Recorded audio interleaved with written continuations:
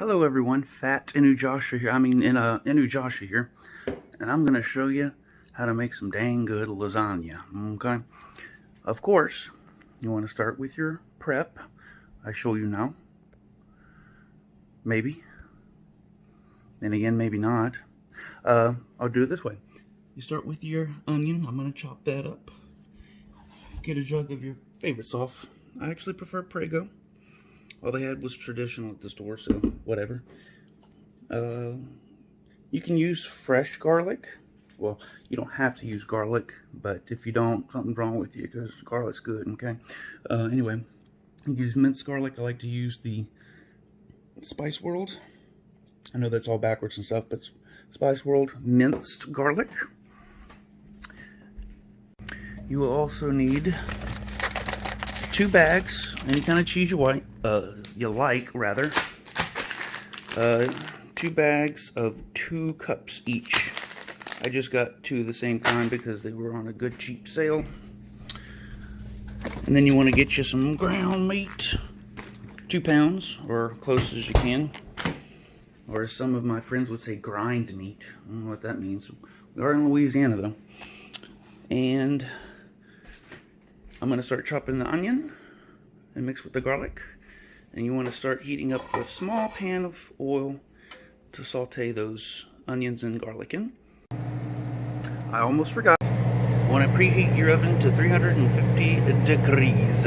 You will also need cottage cheese and some sour cream. Can you tell I like Daisy brand? Now, as you can see, I've chopped up some onions and put some garlic in it, or for some of the pros out there, probably more looks like I just threw a knife at an onion. I got that ready, and I'm about to put it into the warm oil that's kind of smoky. Let me turn it down. Okay, now that your oil is down and not ready to set fire, you add your onions and your garlic, and you saute them. Now, you're not going to want to caramelize or brown them or anything.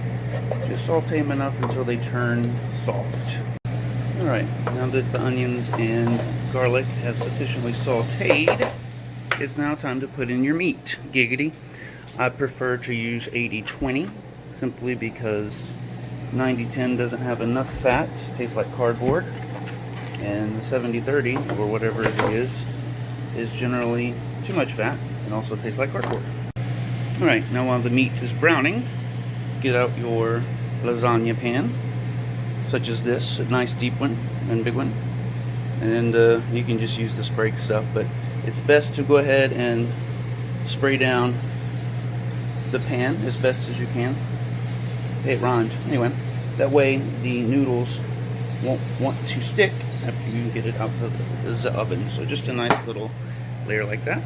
Now here is a picture, video, whatever, of the spices. Whoops, not that one. That I do like to use. I prefer to have also some Italian seasoning, but I forgot to buy some. So you can use that, but the main ones are Tony Chachere's. If you don't have it locally, you can order it. Black pepper and hickory flavored liquid smoke. Believe it or not, that does give it a really good taste. And as you can see, I've added the spices and a little bit of the liquid smoke. Bring a great aroma and a great flavor.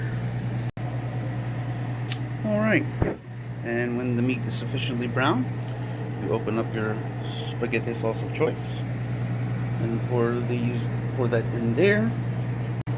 Now you'll of course want to mix this in with the meat, but before you do that, you take one of your spoon spatulas, ladle or whatnot, and spread a little bit also over the bottom of the pan, just to give it like a little bit extra layering of non-stick protection for the noodles. Then you take the full can of cottage cheese and mix it with about half of the tub of sour cream that I showed earlier. Then you'll want to put a layer of noodles such as this.